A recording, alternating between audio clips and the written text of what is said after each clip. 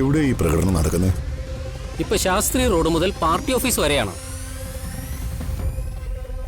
വമ്പിച്ച് ജനക്കൂട്ടമുണ്ട്. അല്ല, എന്തൊക്കെയാ അവരുടെ മുദ്രാവാക്യം? പാർട്ടിയെ മൊത്തത്തിൽ നാണം കെടുത്താതെ വർമ്മ സാറ് പ്രസിഡന്റ് സ്ഥാനം രാജിവെച്ച് ഒഴിയണമെന്ന്. എന്റെ അച്ഛനെ നാണം കെടുത്താനും എന്നെ ജയിലിലാക്കാനുമായിട്ട് ആരോ കളിക്കുന്ന കളികളായത്. പാമ്പിനെയല്ലേ നോവിച്ചു വിട്ടത് ആ രാജുവിനെ.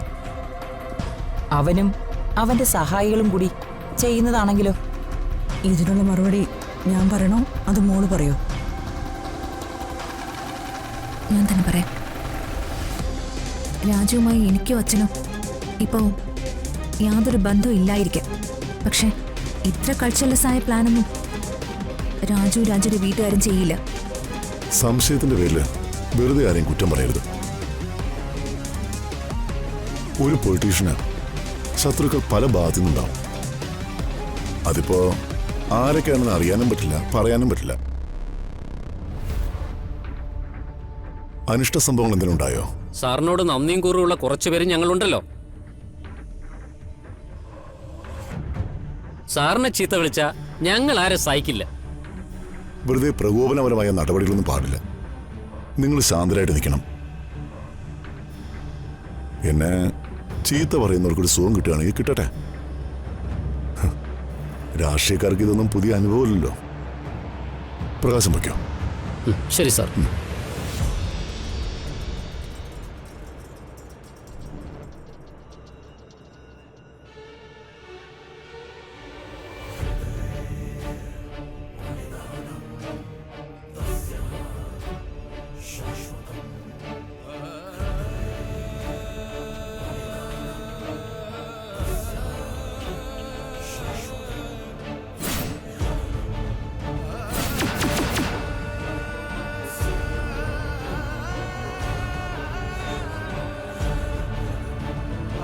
നിക്കടെ അവിടെ.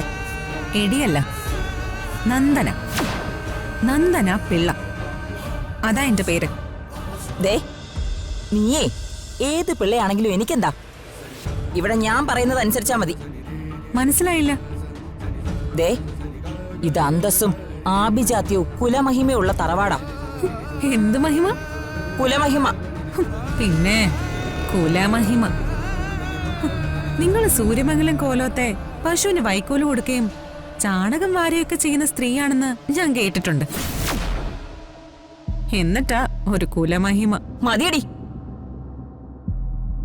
ഈ തറവാടിനെ ഒരു സംസ്കാരം ഉണ്ടെന്നാ ഞാൻ പറഞ്ഞേ. അതിവിടെ പാലിക്കണം. ഇത്തരം വേഷങ്ങളിട്ടോണ്ടേ ഇവിടെ നടക്കാൻ പാടില്ല. ഇതിനുള്ള മറുപടിയെ എന്റെ ഭർത്താവാണെന്നും പറഞ്ഞ് അഹങ്കരിച്ച് നടക്കുന്ന ആ കോന്തനോട് ഞാൻ പറഞ്ഞിട്ടുണ്ട്. ഇനി നിങ്ങളോടും കൂടി പറയാൻ എനിക്ക് സൗകര്യമില്ല. ശബ്ദം ഉയർത്തി സംസാരിക്കാതെടി. അതൊന്നും ഈ വീട്ടിൽ പറ്റില്ല. എന്താ ഉറക്കെ സംസാരിച്ച? വരട്ടെ, ആ ഋതികയോട് മതി, എന്റെ അടുത്ത് വേണ്ട. ഞാനേ അനന്തമ്പിള്ളയുടെ മോളാ. അത് മാത്രല്ല, ഇപ്പൊ ഈ കുടുംബത്തിന്റെ അവകാശിയുമാണ്. ഇവിടെ ഈ വീട്ടിൽ ആരെങ്ങനെ നടക്കണോന്നേ ഞാൻ തീരുമാനിക്കും. മനസ്സിലായോ?